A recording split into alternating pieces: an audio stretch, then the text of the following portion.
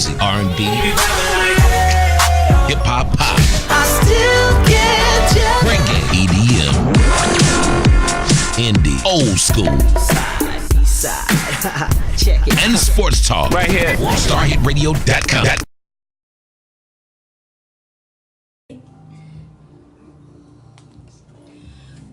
Welcome to Connecting Atlanta Radio, hosted on the fastest growing internet radio station, WorldStarHitRadio.com, where we interview celebrities, artists, business owners, and people making a positive difference in their communities. And this evening, yes, you see me alone in the studio, but I have an amazing guest who is one of WSB Radio's top listened to, I hope I'm saying that right, radio show hosts on there, Miss Monica Perez. Welcome to the show, Monica.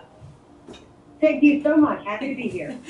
So, tell us a little bit about how you got into radio.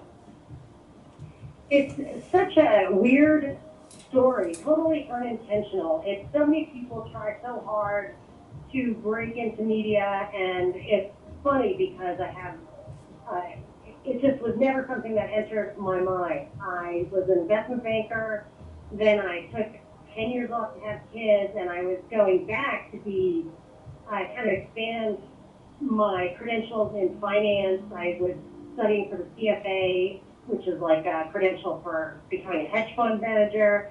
And I happened to sit next to the producer of the Clark Howard radio show, Krista Dibian, at a wedding, and my mind had been kind of on fire because I'd been doing all this really intensive studying for the financial exam, and I just happened to have recently read some really deep political books, and I was just talking, and she said, your ideas are great, but the fact that you can talk without pausing, not everybody can do that.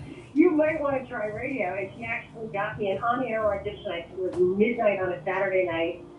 She brought me to the studio, and I was pretty nervous, but I got it done. And we've just, I don't think I've been off the air since then. It just happened to work. I think because my perspective is different. I think people who want to be in media sometimes are really immersed in media, and they inadvertently have the same, it almost becomes an echo chamber. So I think my advantage was the fact that I was kind of coming at it from a different angle. Yeah, so when you read those political books and everything, what made you decide, so let me ask you this first question. Were you a libertarian before you read those books, or did you become a libertarian after? I was always a libertarian. I was Okay. raised, my parents were really traditional conservatives, really raised me. In my mind, at that time, there was no difference between traditional conservatism, libertarianism. My father, who was really dirt poor, he was a truck driver with 9 kids, he used to contribute to Ron Paul's campaign. This was a congressman in Texas who couldn't have any impact on us in New York. But he would send that guy money, and I was raised with Ron Paul as our idol. And but after Obama, it was really the campaign. I lived in California at the time, and his first campaign in 2008 was so full of communist imagery, Right? Color block posters, that had Right. reminds you of Lenin. And I thought, Right. this is happening in this country. The American experiment is hopeless. I love Ron Paul, but it's never going to work that way. And I read one book that I read was Hans Hermann Hoppe's Democracy, the God That Failed. And I had given up hope on the ability of modern government to still protect our freedoms, and I was hopeless. And then I discovered the school of thought that you don't actually need the modern state. The modern state was kind of a mistake of real government, which can be anything that just kind of resolves disputes in what otherwise society is rather self-ordering. It really isn't chaos without government. It's actually probably safer and calmer because there's no outside entity that's trying to stir the pot and get more power. Okay. And that's how I kind of came to this really radical position where I'm really an extreme libertarian, and I never thought that would work on the radio. But like you said, Ron Paul, you know, you can be who you are, and people are just, they don't have to be that too. But it's interesting to understand when you have that kind of internally consistent philosophy. You can really get, people find it interesting because they can take your brain. They don't have to agree, and it's still engaging to them. Yeah, I love that. That's one of the things that I really love about your show is that people can have different opinions and so forth, and you don't shut them down. You let them express that, and then you explain, you know, why it is that you believe what you believe, and you really do it from a place of education, I could say, whereas a lot of people just have a bunch of opinions that call in. Yeah, I do try to think things through, and it's actually the feedback mechanism in a call-in show like mine. It's really trial by fire. You say a couple of things that you didn't even know you weren't sure about. You just pop off like you do at Thanksgiving dinner, and the lines light up, and people are, hey, honey, get a new hobby kind of thing. I'm like, I don't want that to happen again. So you really learn fast the hard way. It's consequences, which is a very libertarian concept. So I have responded to that, but I do like to give people their say. There's one caller I had a couple of times who now refers to himself as Flat Earth Mark because he thinks the Earth is flat, and I got so much flack for asking him why he thought that. Like, you just really? A guy like that. I'm like, I would have to. He thought that. Exactly, I would have to know why would someone think that, like after it's been Right. proven that it's not. But okay. Yeah, and I just thought he was even kind of like kidding, and then I realized he wasn't, and it was very interesting. But I don't agree with him. But he calls about other stuff. He doesn't just call about that. So it's just the point. If you really hold a position, I am interested in why, and that's how I think we get better at figuring out what the truth is, and certainly what we can defend, what we really have a deep understanding of, and what we just think because it's kind of what we learned or surrounded by or assume and never really dug into why. And I think that really helps us get to the truth of things. Yeah, I would agree with that. I think that's awesome. I'll say that, like you definitely, like I'm somewhat of a conspiracy theorist, and you really feed into that for me with some of the stuff. I'm sorry, I don't like it. I don't want the world to be that way. I know, but it's like, oh my gosh, but what I feel like it does is it just gives us a different way of thinking and analyzing it and coming up with our own conclusions as to say, okay, you know, I agree with this, I don't agree with that, you know what I'm saying, or stuff like that. It just really expands your mind. Yes, and to tell you the truth, I would love to be wrong because my view of the world is so much further gone than most people when they look at this election and they think, oh, what are we going to do with these two clowns? I'm like, they're not clowns, they're puppets, and there's only one puppeteer. Like, that's how far I am. Right. I'd rather think that we had a little more control. I don't prefer to think this way, and I don't like to get the grief from people who it's very threatening. If you live your whole life, raise your kids with a certain worldview, and here's somebody pulling the curtain back, it's very threatening, and it makes people mad, but I can't, the deeper I go into the news, that's the other thing. People have real jobs. They can't spend their time, but I have to dig in because I know I'm going to get calls saying, well, what happened here, what happened there? And the deeper I dig, it's the worse it looks, really. Yeah, it freaks me out. So the more that you've learned over the years, because you've been doing radio for how many years now? 5 years. 5 years. 5 years. Okay. Mm-hmm. And so the deeper that you've gotten in, do you ever wish you would have never started? Not that you don't love what you do, but scales back on my eyes. yeah. I do. I don't. I will say it does. The only time I get really down about it is when there is a big event that gets a lot of hype in the mainstream media, evokes a lot of emotion for the public, and I look at that event and I see that the official narrative that we're being told isn't true.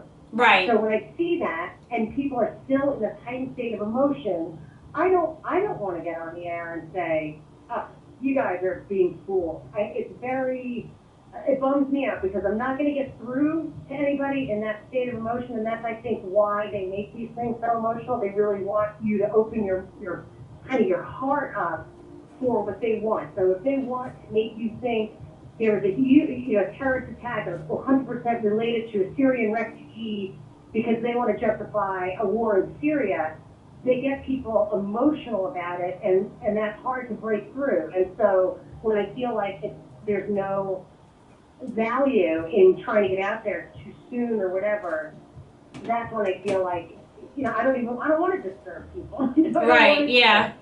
I don't wish it didn't do it, but I hope there's some value to it, Yeah. To get out there and disturb people, I don't want to.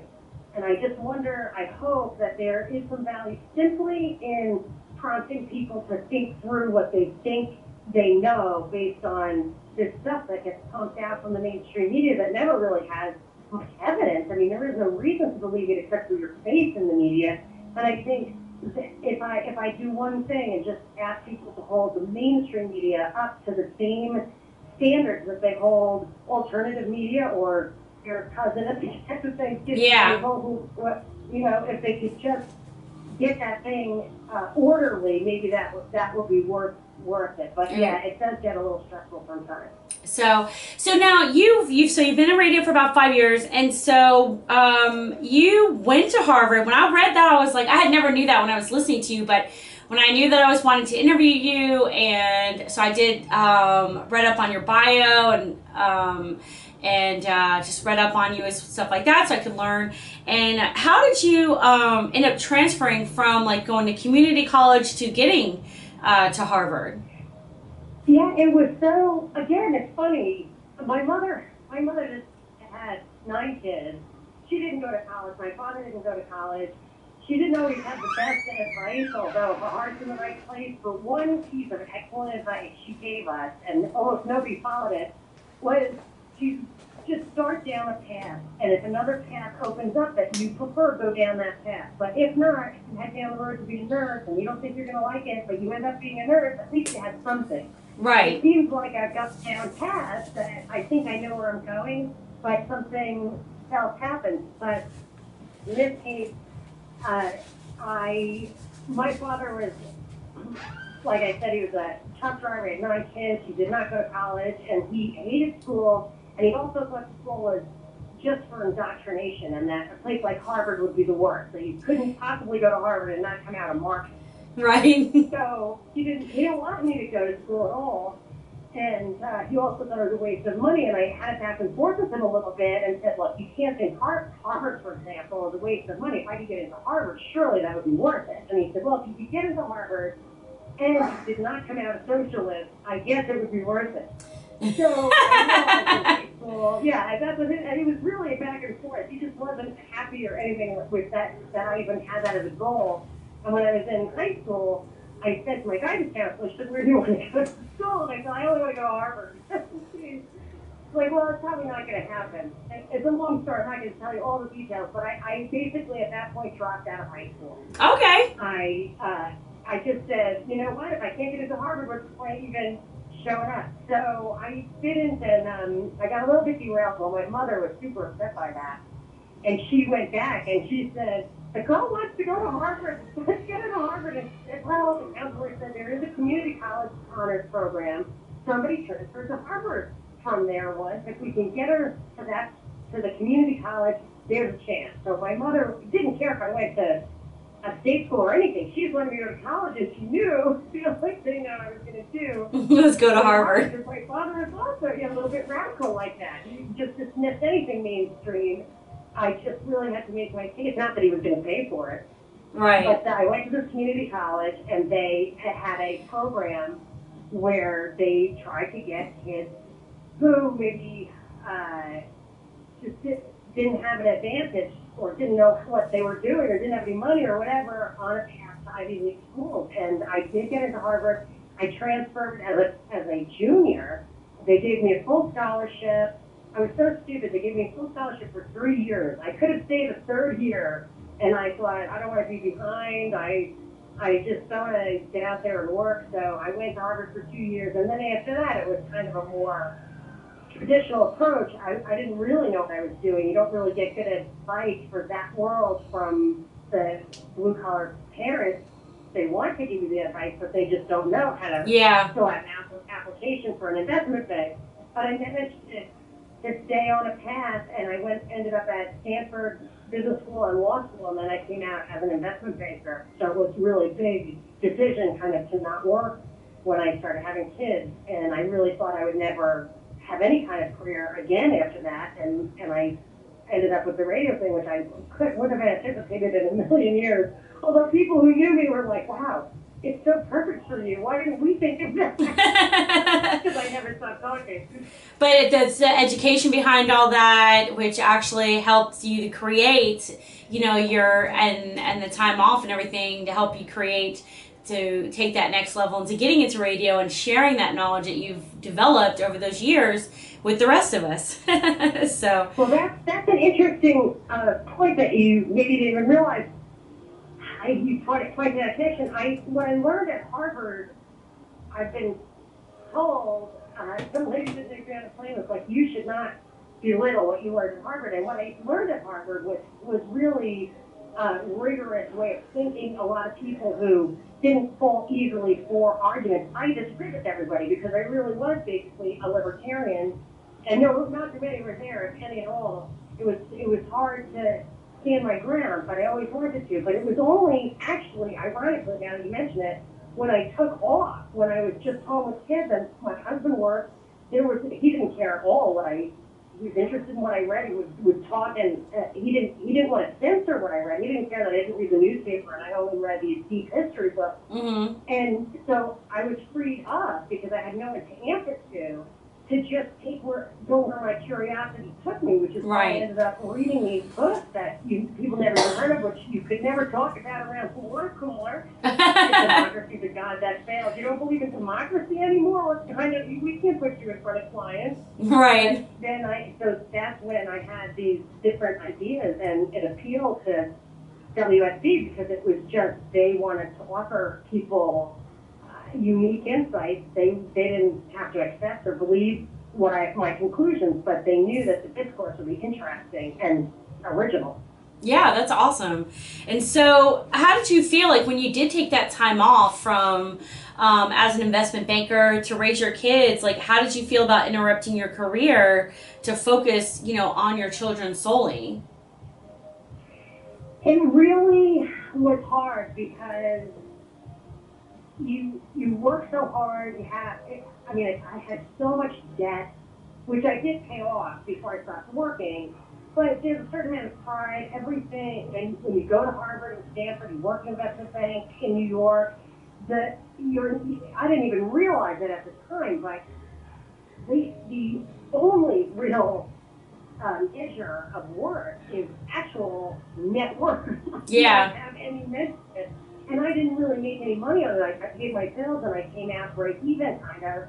But the market crashed. There weren't a lot of good jobs out there anyway. And I knew if I didn't get right back into the business, taking a couple of years off, there's just no place for people in investment banking in the next go-around. It's like a 10-year cycle.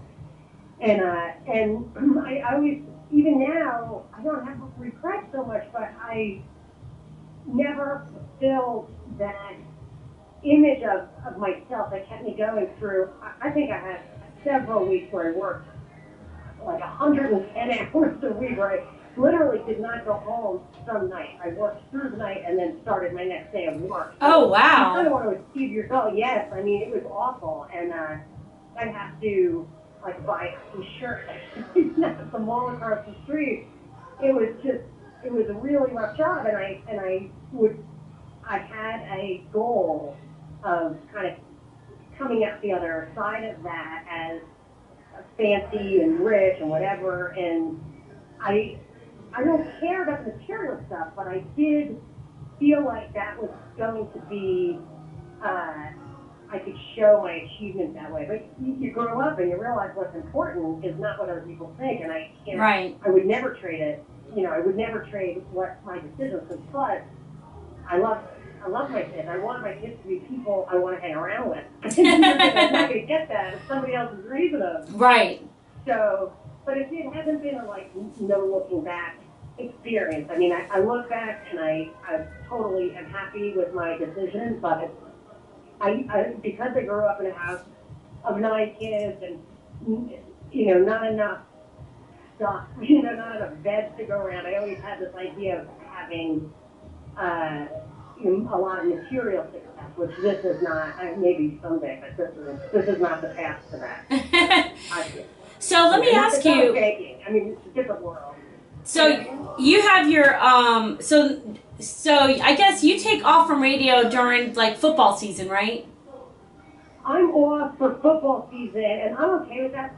People think, you've got to get more airtime, and I do not push for more airtime because I have, my oldest son has Down syndrome, and it's very hard to outsource that kind of parenting, those kind of hours, to make sure that the other kids get the attention they need. So for me, I like having some time off. What I am doing is some podcasting during the off season. I try to, when I am around, try to make appearances or do stuff like this where I can keep engaged and not get too rusty, not focus on cleaning up closets, just try to stay engaged. But I'm happy to take these couple of months off, and I think if, when I feel more comfortable, because my son needs constant supervision, which I don't have to be the one, but the logistics of taking care of the house. I mean, it sounds so boring. I'm sorry. No. I'm a domestic slave, but it's just important, and I've tried to kind of pull away from it, and I just feel like it's a little too soon for that. How old is your son? He's 14, and you would think that 14, but he's my oldest, and what he does is he runs away, he escapes, he destroys things, he calls 911. He keeps your life entertaining. He really does. I love him. He's so funny, and he's very articulate. A lot of kids with Down syndrome are hard to understand, but he's hilarious. That's why he maybe once a year he escapes, but he'll go to a restaurant and have dinner by himself. We're all frantic, scouring this place. I mean, he's never been gone more than 15 minutes, but it's just people don't realize that he doesn't even have to cross the street, and there he is. But I have alarms on the doors. I have an Alzheimer's bracelet. I'm getting a GPS. I am absolutely hyper vigilant about it, but every once in a while, he slips away, but he does keep it interesting. And he called 911 that time on the babysitter. Boy, that was, well, in retrospect, funny. Oh my gosh. In retrospect, it wasn't great pulling up the cop cars because you think the words. Right. Yeah. So, if someone wanted to be able to listen to your podcast and everything, where would they go to learn more about you? If they ever wanted to book you for, speaking engagements or something, and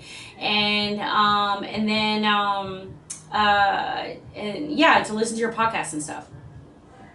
Well, my website is monicaperezshow.com, and I have there probably by now 100 articles, dozens of book reviews, long and short. Nice. I have probably 100 podcasts from on air. So I have commercial-free podcasts on air.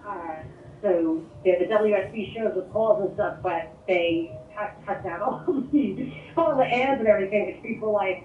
That's at monicaperezshow.com. But if you do want to listen to my show live on Saturdays on WSB from 3 to 6, you can either listen on the radio, which is 7:50 a.m. and 95.5 FM, or you can go to WSB Bitter End. And I really enjoy those more local things. And I have been trying to, I think my conclusion is, after trying to go to Washington, trying to address the big picture issues, and seeing that there is, I think it's probably impossible to get those people to change direction. I don't think it's impossible at the local level to stop bad laws. So I've really been trying to get energized at the local level, even if it's not my town. If people can stop these little laws, they spread like wildfire. One place will pick up something that's a lot of surveillance or a big zoning law, and before you know it, the dominoes fall. So I've been trying to do more local stuff, and I would do a college. I think I would appeal because the kids, younger people have, I think, more open minds sometimes. Yeah. So maybe I don't know if you post that on your website, but certain things that you are wanting to make people more aware of or to combat against or something like that. So I'm definitely going to go on and make sure, because I thought I signed up for it, but I don't think I did. I know I follow you on Twitter, which you're great at, by the way. You're really great at Twitter. So, oh, thank you. I love doing Twitter during live events. Right? Yes. And those guys say crazy things, and if you can do it fast enough, you can catch them in the absolute ridiculousness in real time. I just love that. I never liked debates before. I couldn't stand it because they're just lying and whatever. But now, with Twitter, it's like, I think it's super fun. It's actually worth signing up, I think. I'm at Monica Perez Show, but I think it's worth signing up just for the debate. Right. If you so we can probably find all your social media sites and everything on your website, right? The MonicaPerezShow.com? Yes. Okay. Yeah. All right, Monica, is there any last thing that you'd like to share with our audience today? Are you going to be speaking anywhere anytime soon? I'm taking most of this time off. I would say one thing, though. In my effort to raise awareness locally for issues that people want to address in their own town, I want to use my platform to help people raise awareness for their issues. And I'm not talking about, it can be a charitable issue, but I'm really talking about little political, go to the city council in Sewanee on this night. This is the big issue. Let's address it. So anybody who has issues like that, if you want to go to my website and email me, I will do everything I can to get to just make sure people are aware of it so they can get there for you. Yeah. Or maybe tag you to it on Twitter and you can share it. Yeah, I'm happy. Oh, yeah. I can definitely do Twitter. I'll do anything. I really want people, I don't even have to stand behind the cause. I'm not afraid of, I want people to engage and think about this stuff and just know it's there. They put this stuff under the radar. Sometimes all it takes is people raising making sure people know you have to vote or whatever. Right, exactly. So that's exciting. So, well, thank you so much, Monica. It was definitely an absolute honor. This 30 minutes went by way too fast. But I appreciate you coming on to my show, and I look forward to you coming back on the air again, because I usually catch you when I'm in my car on Saturdays, or I'll tune in on TuneIn Radio on my app. So yeah, I'll be back in December. Oh, I do have a show on WSB October 22nd, and I am interviewing Ron Paul. Oh my gosh, that'll be awesome. What time? I'm super excited. It should be my normal time. Okay. 6. I have to confirm that, but that's going to be a big event. And I love being on with you, Jacqueline, and anytime, just let me know, and we'll just keep in touch, and we'll keep tweeting. That's fun. Yes, I'm ATL Connector, right? Yes, of course. Okay. Okay. Thank you so much, Monica. Enjoy your family and your time off, and I hope you have an amazing evening. Thanks so much. You too. All right. Bye. Thank you, everyone, for calling in and listening in today to Connecting Atlanta Radio, hosted on the #1 fastest growing internet radio station, worldstarhitradio.com. We are live every Tuesday at 7:30, and be sure to tune in to our next event that we have for our workshop coming up on September 22nd, Marcus Rosaire, on Win the Day. Thank you, and have an amazing day.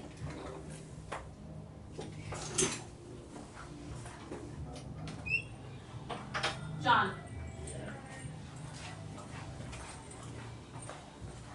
The hottest music, R&B,